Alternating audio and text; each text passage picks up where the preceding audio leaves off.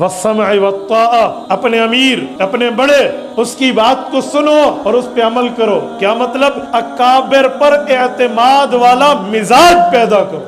यह है वस्समअ वत्ताअ। जो माहिर है, जो महारत रखता है, उसकी बात को तस्लीम किया जाए। आज जो महारत रखता है उस पर एतराज किया जाता है। ना बाबा, माहिर की बात को तस्लीम करने का हुक्म तो अल्लाह के रसूल की हदीस में। तहफ़्ज़े ख़त्मे नबूवत का काम खुशबख्त और सआदतमंद लोगों को अल्लाह करने की तौफीक नसीब फरमाते हैं। खुशबख्त और सआदतमंद। ये एक पर्ची आई है, मुझे तो बड़ा ताज्जुब हुआ इस पर्ची पर। कायदे जमीयत की ख़त्मे नबूवत के खिदमत के बारे में कोई एक बात फरमाए। अगर कोई दोपहर को 12 बजे पूछे सूरज निकला हुआ है तो लोग उसको क्या कहेंगे? अक्लमंद है या बेवकूफ़ है? सख्त गर्मी में दोपहर के 12 बजे पूछता है सूरज निकला हुआ है, तो ये भी वही सवाल है।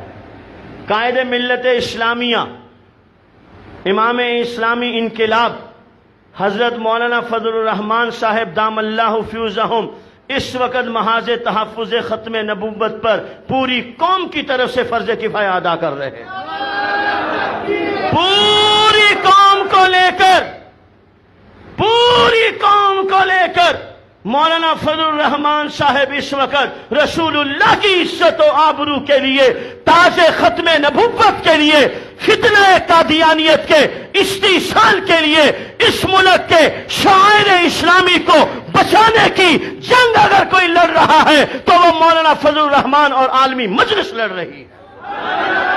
पूरे मुल्क में मैं जिम्मेदारी से कह रहा हूं, अल्हम्दुलिल्लाह इस महाज पर अल्लाह रब्बुल इज्जत ने करम और फजल का मामला फरमाया है। अताउल्लाह शाह बुखारी की जमात को और अहमद अली लाहौरी की जमात को अल्लाह पाक ने कबूल फरमाया। ये हमारा महाज है, हमने इस महाज पर जिंदगी के आखिरी सांस तक लड़ना है इंशाअल्लाह रहमान। हमारे हर सांस में मौलाना फजलुर रहमान के लिए दुआएं हैं। मैं और आप उनके लिए क्या दुआएं करेंगे? उनके लिए तो रातों को उठ के रोने वाले अल्लाह के वली हाथ उठा उठा के मांगते हैं। मुझे आपको क्या पता है, हम वैसे भी मुर्दा परस्त हैं। हमारा वैसे भी मिजाज ये है कि हम मरने के बाद वली मानते हैं, जैसे आप मुझे अभी तक नहीं मानते। अच्छा, जज़ाकल्लाह जज़ाकल्लाह। समझ आई मेरी बात?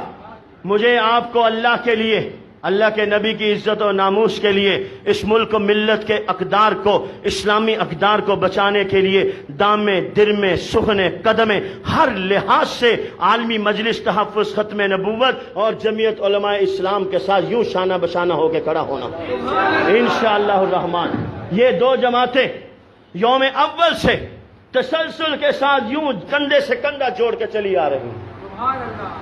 मौलाना मोहम्मद, अभी ये उन्वान बड़ा अजीब शुरू करवा दिया आपने मुझसे। अगर मैं इस उन्वान की इब्तिदा अर्ज करूं, पाकिस्तान मार्ज़ वजूद में आया वहां से लेके अब तक बात करूं तो पता चलेगा कि मजलिस तहफ़्फ़ुज़ ख़त्मे नबूवत और जमीयत उलमाए इस्लाम यूं साथ खड़े हैं। एक दूसरे के साथ से जुदा होना ये अपने आप के लिए मुनासिब ही नहीं समझते। इसलिए मेरी आपकी ड्यूटी और जिम्मेदारी बनती है, हम अपने अकाबिरीन के इन महाजों को मजबूत करने के लिए अपना किरदार अदा करें। और कुछ नहीं कर सकते तो कम से कम तबसरे तो ना करें।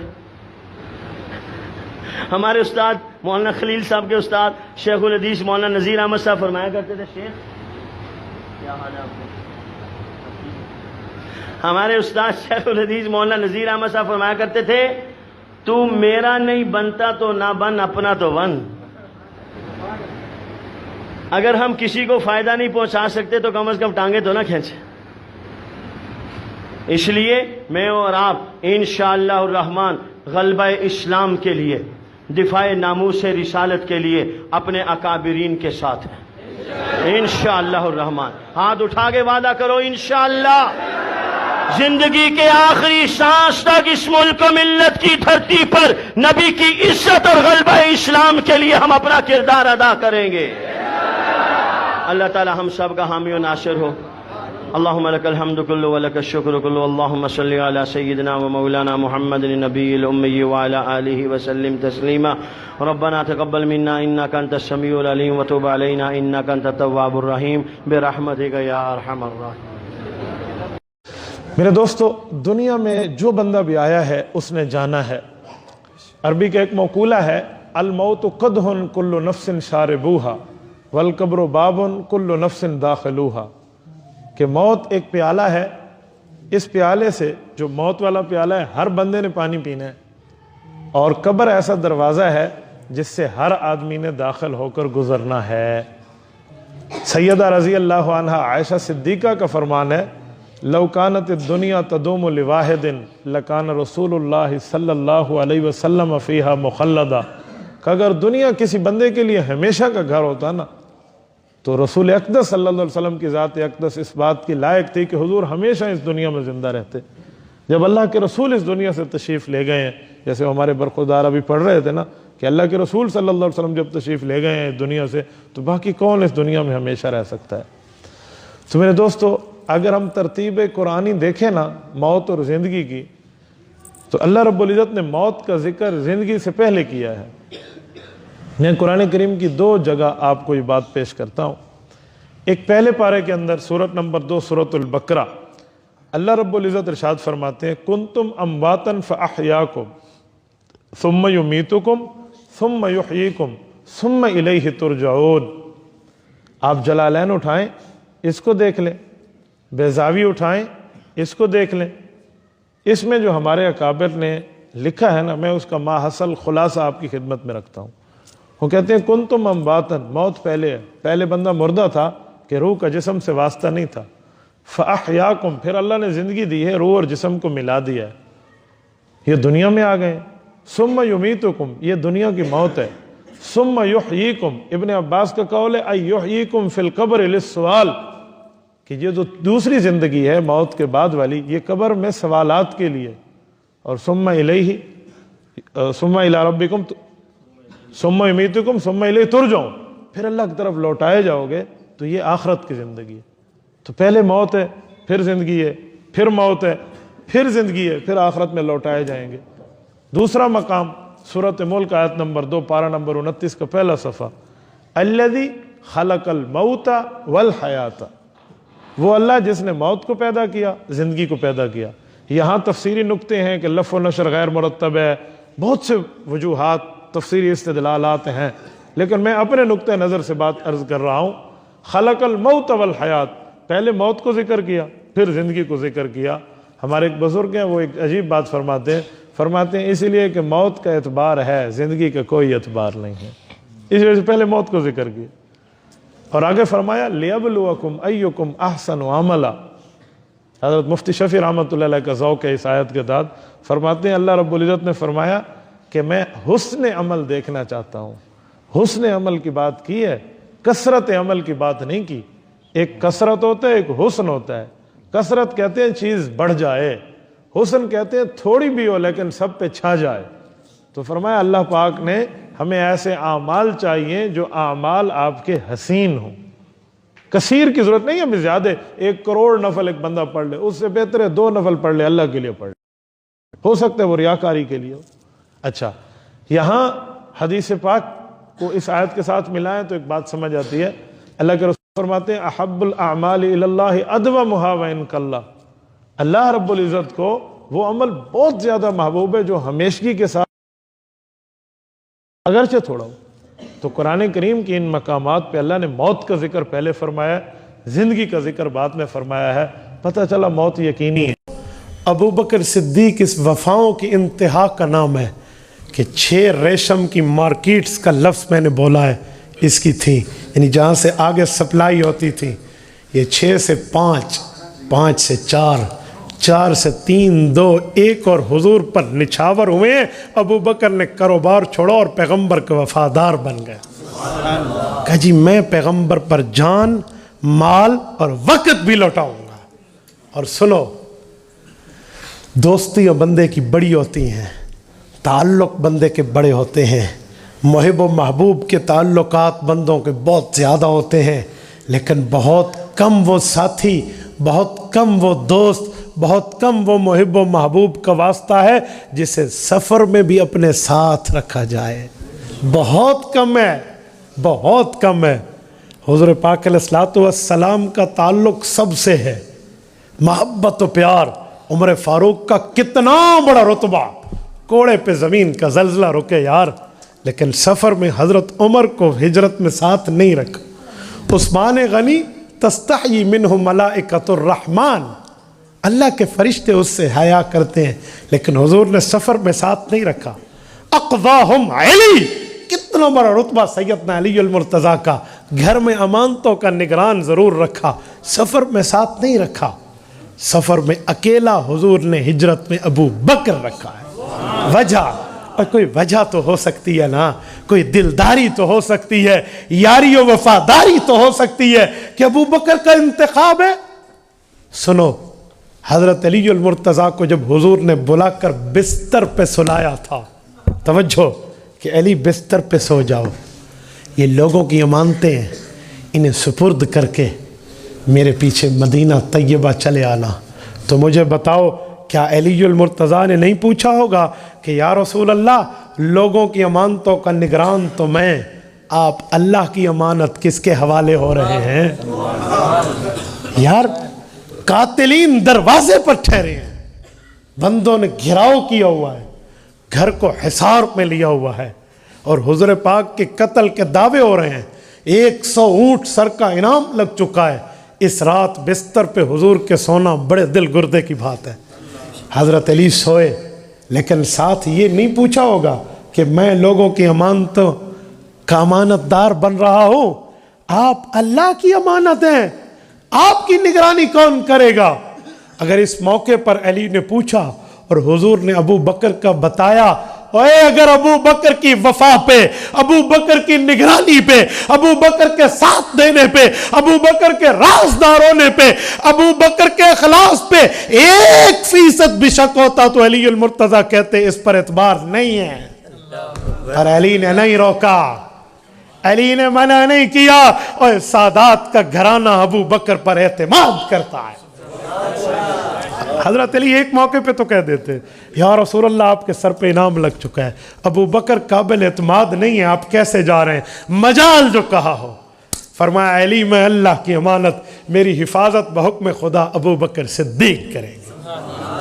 علی المرتضیٰ مطمئن ہو کر حضور کے بستر پہ سوئے ہیں۔ میں حیران ہوں خود کو علی المرتضیٰ کے محبت کے دعوے رکھنے والوں کی زبانوں سے جب میں یہ جملہ سنوں کہ ابو بکر کی حضور سے وفا کیسی، تو میں حیران ہو جاتا ہوں۔ اور اگر ابو بکر میں وفا نہ ہوتی، پیار نہ ہوتا، تعلق نہ ہوتا، رسول اللہ سے عشق و محبت نہ ہوتی، حضور پاک علیہ الصلوۃ والسلام سے ابو بکر کا یارانہ نہ ہوتا تو علی روک دیتا۔ جب علی نے نہیں روکا تو علی کو بھی ابو بکر پہ اعتماد، سادات کے گھر کو بھی ابو بکر پہ اعتماد، پیغمبر کو بھی ابو بکر پہ اعتماد، خود اللہ کو بھی ابو بکر پہ اعتماد۔ اس کے باوجود تو ابو بکر کے اعتماد کو نہ مانے، مجھے شک نہیں، یقین ہو جاتا ہے تو علی والا نہیں ہے۔ تو علی والا ہوتا تو کردار حیدری کو اپناتا، تو علی والا ہوتا کردار علوی کو اپناتا، تیرے دل و دماغ میں علی کی محبت روئے روئے میں بس چکی ہوتی، تو ویسے ابو بکر کا احترام کرتا جیسے علی و نبی نے کیا ہے۔ یہ محبتیں نہیں ہیں جو خالی زبان کی باتیں ہو، ذالکم قولکم بافواہکم، یہ منہ کی باتیں تو ہو سکتی ہیں، باتونی بندہ تو ہو سکتا ہے، مین از ٹاکیٹو، ایک بولنے والا بندہ تو ہو سکتا ہے، لیکن وہ علی المرتضیٰ اور اہل بیت کا حبدار نہیں۔ بسم اللہ الرحمن الرحیم، نحمدہ ونصلی ونسلم علی رسولہ الکریم، اما بعد، قال اللہ تبارک وتعالی وَمَن يَقْنُتْ مِنْكُنَّ لِلَّهِ وَرَسُولِهِ وَتَعْمَلْ صَالِحًا نُؤْتِهَا أَجْرَهَا مَرَّتَيْنِ وَآتَدْنَا لَهَا رِزْقًا كَرِيمًا۔ صدق اللہ العظیم۔ میری معزز سامعات، میری اسلامی ماؤں، بہنوں، بیٹیوں، اللہ رب العزت کا کرم، شکر، احسان ہے کہ اللہ پاک نے ہمیں مسلمان بنایا، اللہ پاک نے دین اسلام کے ساتھ جوڑا، اہل حق علماء دیوبند کے ساتھ اللہ پاک نے جوڑا ہے، اور آج کا دن بہت مبارک دن ہے اور یہ وقت بہت مبارک وقت ہے۔ حدیث پاک کے مطابق بعد نماز عصر جمعے والے دن درود پاک کی کثرت کرنی چاہیے، اور کثرت کا معنی ہوتا ہے جہاں بندہ شمار نہ کرے، اسے کہتے ہیں ان لمیٹڈ، بالکل غیر محدود طریقے پر۔ میری تمام خواتین سے گزارش ہے ایک بار آپ درود ابراہیمی پڑھ لیں نماز والا، پھر اس کے بعد میں بات شروع کرتا ہوں۔ اللہم صلی علی محمد وعلی آل محمد کما صلیت علی ابراہیم وعلی آل ابراہیم انک حمید مجید۔ اللہم بارک علی محمد وعلی آل محمد کما بارکت علی ابراہیم وعلی آل ابراہیم انک حمید مجید۔ میری معزز سامعات، جمادی الاولیٰ سن 1440 ہجری چل رہا ہے۔ آج کی تاریخ میں آپ کی اور ہماری اسلامی اماں جان حضرت اماں عائشہ صدیقہ رضی اللہ عنہا کی بڑی بہن حضرت اسماء بنت ابی بکر رضی اللہ عنہما کی وفات ہے۔ میں اس حوالے سے آپ کی خدمت میں 2-4 باتیں عرض کرتا ہوں۔ حضرت اسماء بنت ابی بکر رضی اللہ تعالی عنہا وہ مشہور ترین اسلامی خاتون ہیں جنہوں نے کلمہ پڑھا ہے 18ویں نمبر پہ۔ اس اسلام کے مذہب میں داخل ہونے میں 18ویں نمبر کے اندر حضرت اسماء رضی اللہ عنہا کا نام آتا ہے۔ سیدہ اسماء رضی اللہ عنہا کے بارے میں موجود ہے حدیث پاک کے مطابق اور سیر کی کتابوں کے مطابق ان کی شادی حضرت ابوبکر صدیق نے حضرت زبیر ابن العوام سے کی تھی۔ حضرت زبیر ابن العوام رضی اللہ عنہ عشرہ مبشرہ کے مشہور ترین صحابی ہیں۔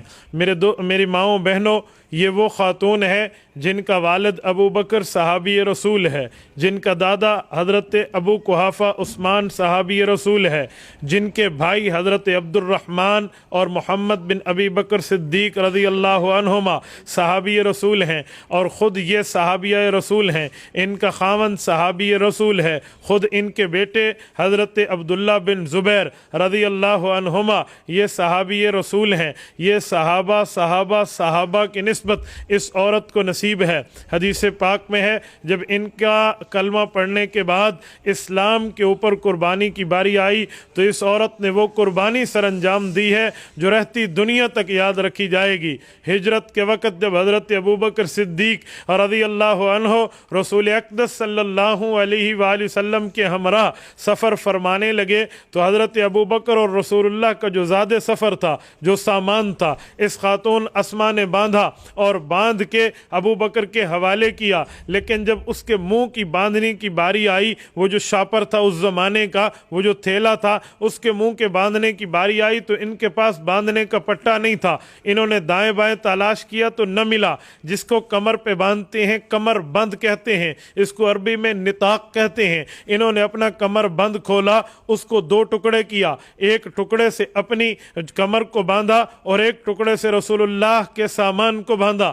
اس عورت کا اسی وجہ سے لقب ہے ذات النطاقین، یہ 2 ایزاروں والی، 2 کمر بند والی۔ میری ماؤں اور بہنوں، اس خاتون کے اس جذبے سے ہمیں سبق ملتا ہے کہ اسلام کے لیے اگر کچھ نہ ہو، اپنی جان پر جو ہو بندہ وہ بھی قربان کر دے۔ میری ماؤں بہنوں، تھوڑا آگے چلتے ہیں۔ حضرت اسماء رضی اللہ عنہا نے اس کے بعد ایک مزید کام سر انجام دیا ہے، وہ یہ ہے کہ ان کے دادا ابو بکر صدیق کے والد ابھی مسلمان نہیں ہوئے تھے، حضرت ابو قحافہ عثمان ان کا نام ہے۔ انہوں نے حضرت اسماء اپنی پوتی سے کہا، بیٹی تیرا باپ چلا گیا، مجھے جسمانی تکلیف دے گیا اور مجھے مالی تکلیف بھی دے گیا، شاید پیسے بھی سارے لے گیا ہوگا۔ اس خاتون نے دیکھا دادا کو تسلی چاہیے، جہاں ابو بکر جس خزانہ اور خزانہ کا معنی الماری ہے، جس الماری میں اپنے رقوم رکھا کرتے تھے، اپنے دادا کو وہاں لے گئیں۔ وہ آنکھوں سے نابینا تھے اور اس کا ہاتھ پکڑ کے پتھروں کے اوپر کپڑا رکھ کے لگایا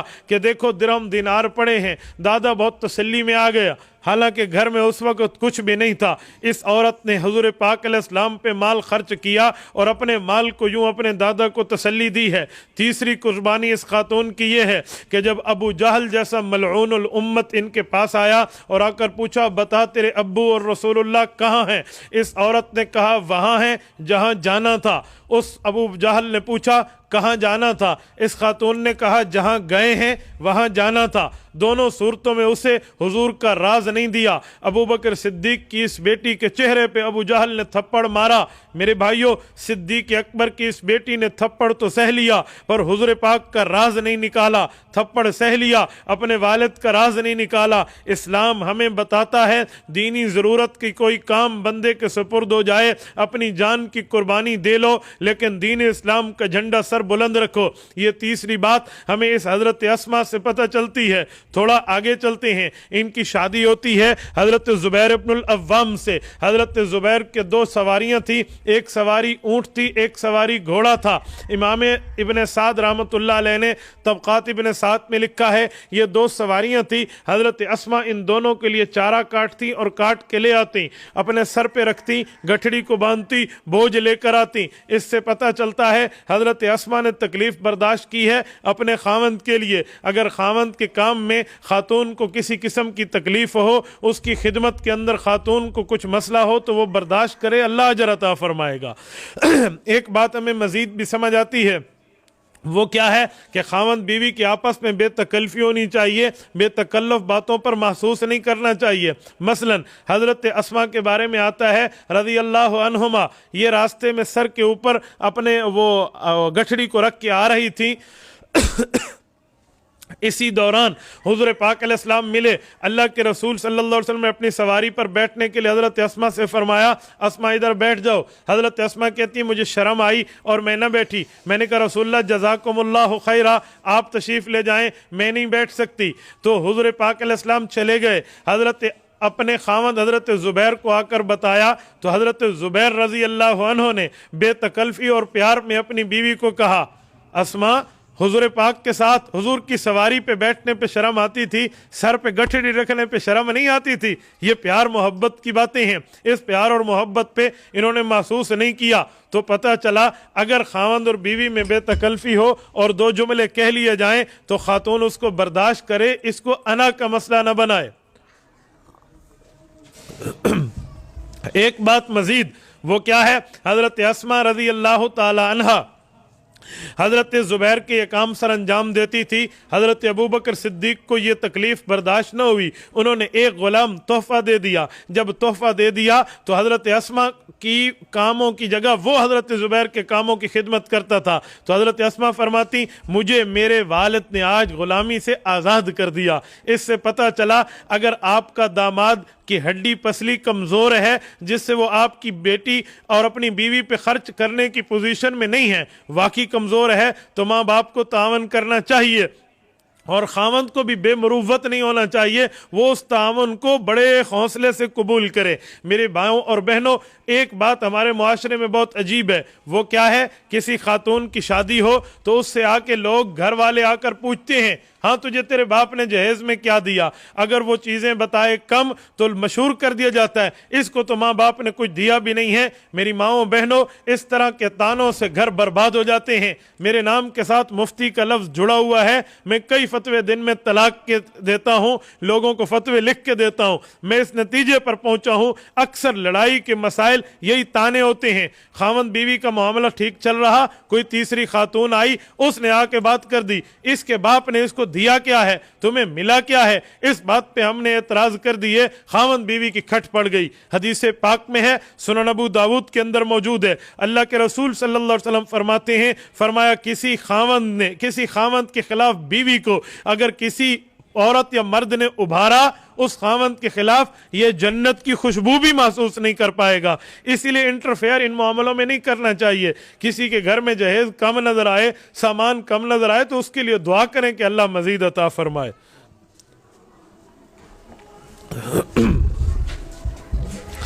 एक बात मैं मजीद यहाँ पर आपकी खिदमत में अर्ज करूँ, जहेज के ऊपर फड्डा भी न डालें। रसूलुल्लाह सल्लल्लाहु अलैहि वसल्लम की 11 बीवियाँ हैं और 4 बेटियाँ हैं।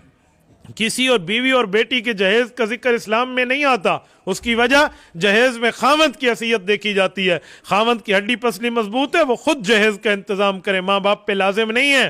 اور اسی طرح اگر ماں باپ دے تو ان کا احسان مانے. صرف حضرت فاطمہ کو جہیز میں 2 مشکیزیں ملے تھے، 1-2 تکیے ملے تھے. کیوں؟ حضرت علی المرتضیٰ غریب آدمی تھے تو اس لیے بیٹی کا تعاون کیا گیا. باقی حضرت رقیہ، ام کلثوم اور حضرت زینب جو بڑی بیٹیاں ہیں ان کو جہیز کا ذکر ہی نہیں ہے. کیوں؟ خاوند ان کا کمانے والا ہے، وہ خود دے سکتا ہے.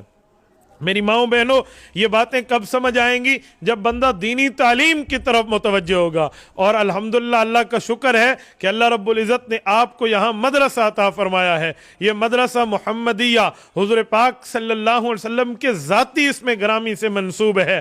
آپ اس مدرسے کو اپنے لیے غنیمت سمجھیے، اپنی بچیوں کو یہاں داخل کیجئے. خود بڑی خواتین بھی آ سکتی ہیں، آ کر مسائل بھی سیکھ سکتی ہیں. آپ آ کر اپنے نماز کے مسئلے، کن دنوں میں کن طرح پہ نماز پڑھنی ہے، روزے کی قضا، نماز کی قضا، اس کا مسئلہ کیا ہے؟ آج کل خواتین میں ایک مسئلہ مشہور ہے، بچی چھوٹا پیشاب کر دے تو خیر ہے، اس سے نماز ہوتی ہے. چھوٹا بچہ پیشاب کر دے، اس سے آپ پانی چھڑک لو، نماز ہو جائے گی. اس طرح کے غلط مسئلے لوگوں نے اپنے اندر رکھے ہوئے ہیں. آج جمعہ کی نماز کے بعد ایک بندہ مجھے ملا، آج کی بات ہے، اس نے کہا میں نے 1 ہفتے سے نمازیں پڑھی ہیں، تیمم کے ساتھ میں وضو نہیں کر سکتا. میں نے پوچھا تیمم آپ کیسے کرتے ہیں؟ اس نے کہا ہاتھ مٹی پہ مار کے ایک دفعہ منہ پہ مارتا ہوں، ایک طرف صرف ہاتھوں پہ مارتا ہوں. میں نے کہا 1 ہفتے کی کتنی نمازیں ہیں؟ وہ کہنے لگا جی آپ بتا دیں. میں نے کہا 8 دن کی 40 نمازیں ہیں، آپ 40 نمازوں کی قضا کرو، آپ کا ایک تیمم نہیں ہوا. تیمم کا مسئلہ صرف ہاتھوں کا نہیں ہے، کونیوں تک آپ نے ہاتھ پھیرنا ہے، مسئلے دونوں دیکھنے چاہیے. وہ بندہ بہت پریشان ہو گیا،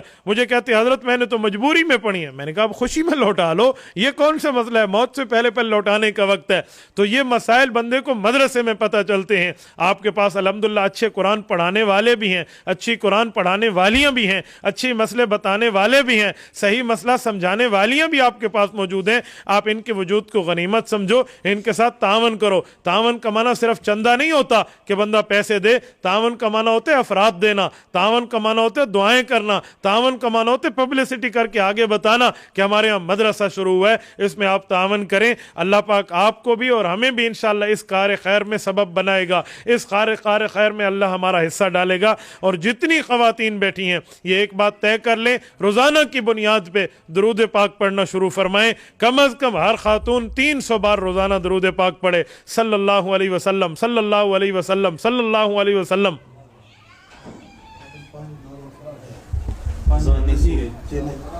5 منٹ پہ چلو. تو اس طرح 300 بار آپ روزانہ صلی اللہ علیہ وسلم پڑھیں، چلتے پھرتے پڑھیں، اٹھتے بیٹھتے پڑھیں، آتے جاتے پڑھیں. ضروری نہیں ہے کہ آپ درمیان میں بات نہ کریں، اگر بات ہو جائے تو بات ہو جائے، پھر درود شروع کر دیں. روزانہ کی بنیاد پہ حضور پاک کو تحفہ جائے گا، روزانہ کی بنیاد پہ رسول اللہ کے ساتھ آپ کا تعلق ہوگا. کل قیامت میں اللہ کے رسول صلی اللہ علیہ وسلم آپ کی سفارش کریں گے. یقین مانے میں نے دین داروں میں بھی اور دنیا داروں میں بھی ایسے بندے دیکھے جو 1 لاکھ مرتبہ روزانہ درود اور ذکر کرتے ہیں. حضرت شیخ زکریہ رحمۃ اللہ علیہ، اللہ ان کی قبر پہ کروڑوں اربوں رحمت نازل فرمائے. حضرت نے فضائل اعمال میں لکھا ہے کچھ بزرگ وہ تھے جو کھانا نہیں کھاتے تھے، کھانا کی جگہ ستو پھانک لیتے تھے. پوچھا گیا وجہ، فرمان لگے اگر کھانا کھاتے ہیں تو ٹائم زیادہ لگتا ہے، ذکر کا ٹائم کم بچتا ہے، اس لیے ستو پھانک کے گزارا کر لیتے ہیں، لیکن ذکر کریں گے، درود پڑھیں گے. اس لیے اس چیز کو اپنا ماحول بنائیں، اس چیز کو اپنے لیے مبارک بنائیں، اس چیز کو اپنا حرز جاں بنائیں اور اس کا وظیفہ آگے چلائیں. میری ماؤں اور بہنوں، وظائف میں درود پاک سید الوظائف ہے، سب سے بڑا وظیفہ اللہ کے رسول پہ درود ہے. کل ایک عالم ایک جملہ فرما رہے تھے، مجھے بہت اچھا لگا اس کا جملہ. اس نے کہا ریاکاری سے درود پڑھا جائے پھر بھی قبول ہوتا ہے. کیوں؟ درود پاک اللہ کے رسول کی ذات کے لیے پڑھا جاتا ہے. ریاکاری اللہ معاف فرما دے گا، لیکن حضور کے حق میں، اللہ حضور پاک کے حق میں درود آپ کا ضرور قبول کرے گا. تو درود پاک بہت بڑا وظیفہ ہے. ایک محدث تھے حضرت زکریا رحمہ اللہ نے لکھا ہے امام سخاوی کے حوالے سے، وہ جب حضور پاک کا نام آتا تو صلی اللہ علیہ وسلم پورا نہ لکھتے، خالی سواد لکھ دیتے. حضور پاک کی خواب میں زیارت ہوئی، اللہ کے رسول نے اس محدث کی قلم کی طرف اشارہ کر کے فرمایا تیرے اس قلم سے سیاہی ختم ہو جاتی ہے میرے نام پہ درود پورا لکھتے ہوئے، تیری سیاہی زیادہ لگتی ہے، اس دن سے اس نے توبہ کر لی۔ اس نے کہا میں رسول اللہ کے نام پہ ہمیشہ مکمل صلی اللہ علیہ وسلم لکھوں گا، چاہے سیاہی لگے، چاہے قلم گھسے، چاہے ورق ختم ہو، جو بھی ہو۔ تو اس طرح کا ذکر، اس طرح کا تذکرہ اللہ کے رسول کا ہوگا، اولادیں بھی ٹھیک رہیں گی، گھر کا ماحول بھی ٹھیک رہے گا، معاشرہ بھی ٹھیک رہے گا۔ اور اس مدرسے کے ساتھ آپ تعاون کریں، جو عورت مال دے سکتی ہے مال دے، مال نہیں دے سکتی جان دے سکتی ہے جان دے، اولاد دے سکتی ہے اولاد دے، یہ نہیں دے سکتی تو وقت دے۔ وقت کا معنی ایک دن آ کے بندہ جھاڑو لگا جائے مدرسے میں، یہ بھی ثواب کا حصہ ہے۔ 2 نفل پڑھ کے آپ اس مدرسے کی کامیابی کی دعا مانگیں، آپ گھر بیٹھے ثواب میں شریک ہوں گی۔ یقین مانیں خاتون کا دین بہت اچھا، بہت آسان ہے۔ حدیث پاک میں ہے، حضور اقدس صلی اللہ علیہ وسلم کی روایت موجود ہے، یہ حضرت ابو ہریرہ سے ہے، فرمایا حضور پاک علیہ السلام نے اذا صلت خمسہا، عورت 5 نمازیں پڑھ لے، پھر فرمایا سامت شہرہا، 1 مہینے کے روزے رکھ لے، اطاعت بعلہا، خاوند کی اطاعت کر لے۔ حضور پاک صلی اللہ علیہ وآلہ وسلم نے یہ چیزیں گنوا کے اس کے ساتھ فرمایا جنت کے جس دروازے سے چاہے جنت میں داخل ہو جائے۔ بہت آسان دین ہے خاتون کا، بہت آسان دین ہے، گھر بیٹھے جنت لے سکتی ہے۔ مرد شاید باہر بھی جا کر ایسی جنت نہ لے پائے۔ ایک خاتون حاملہ ہو، امید کے ساتھ ہو، ان دنوں میں اس کی 1 نماز بیت اللہ کی نماز سے بھی بڑھ کے ہے، 1 نماز۔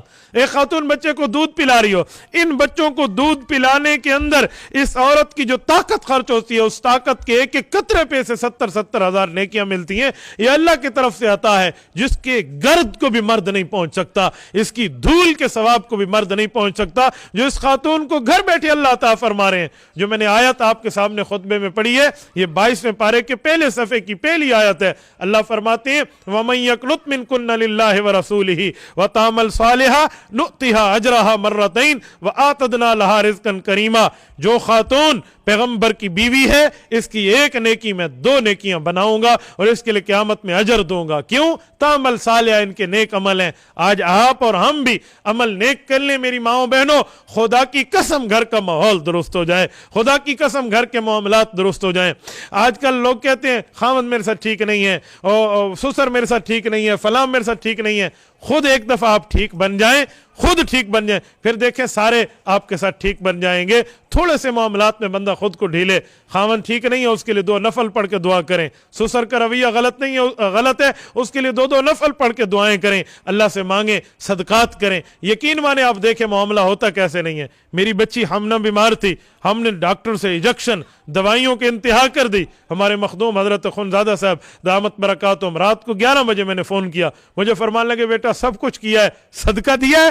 میں نے کہا جی نہیں دیا۔ کہتے ابھی اپنے جیب میں جتنے پیسے حسب توفیق ہیں صدقے کے متعین کرو۔ خدا کی قسم میں نے صدقے کے پیسے متعین کیے ہیں کہ صبح غریب کو اتنے پیسے دوں گا، یہ میری جیب میں، یہ غریب کے ہو گئے، واللہ اس کا بخار ٹوٹ گیا۔ یہ میری گود کی بات ہے، میری بیٹی کی، اس کا بخار ٹوٹ گیا۔ ہم چھوٹی سی چیزیں ہیں اس کے اوپر یہ جو ہے نا وہ نہیں کرتے۔ پیسے کا صدقہ نہیں ہے، جان کا صدقہ دے، مال کا صدقہ دے، اولاد کا صدقہ اپنے دین کے لیے لگائیں، یا اور نہیں تو بندہ اوقات کا صدقہ دے، اپنے وقت لگائے، ہو سکے تو سب کا صدقہ دے۔ پھر دیکھیں اللہ پاک کیسے عطا فرماتے ہیں۔ اللہ آپ کو رم صراط مستقیم عطا فرمائے، رسول اللہ کے ساتھ محبت کاملہ عاملہ صادقہ عاجلہ عطا فرمائے، قیامت کے دن اللہ پاک ہمارے لیے ذخیرہ آخرت فرمائے۔ وآخر دعوانا ان الحمد للہ رب العالمین۔